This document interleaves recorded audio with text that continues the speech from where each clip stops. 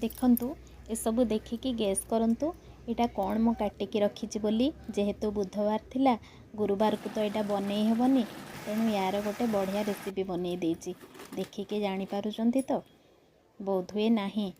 तेबे देखंतु एटा भाबुथिबे बोधे कौन बोली सोयाबड़ी सहित किछि एमिति बुट भिजेकी रखीदे। किछि समय बुटटा भिजीगला देखंतु एटा मु कौन काटिकी रखी एबे बुझीपारे ना। एबे लौकीटा को मु काटिकी एमती मसला मसली कषिकी बुट रखी देइछि ता उपरे। बुटटा किछि समय एमती भलसे मसला सहित सिझी गला परे देखंतु एटा तो लास्ट रे मु टिके हमर गरम मसला पाउडर पके देइछि।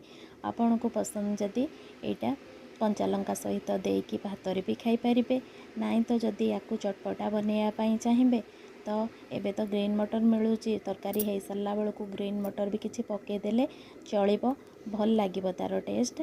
या भात सहित एमती भी खाई पारिबे, नाई तो एमती किसी सेव आउ कि जदि आपण पाखे गुपचुप्र पूरी थी ताकू एमती चूना करके पकईदेले भी या रुटी सहित खायापाई बढ़िया कॉम्बिनेशन रहिबो। तेणु आज मु किछि चूड़ा खई बादाम एम सब पकईकी गुड़ सहित चकटी देइथिली। किछि रुटी सहित यार ए तरकारीटा को बनईकी गोटे चटपटा भली बनई देइथिली। तेणु केमती लागिला आजिर रेसिपी निश्चय जनइबे। रहुछि।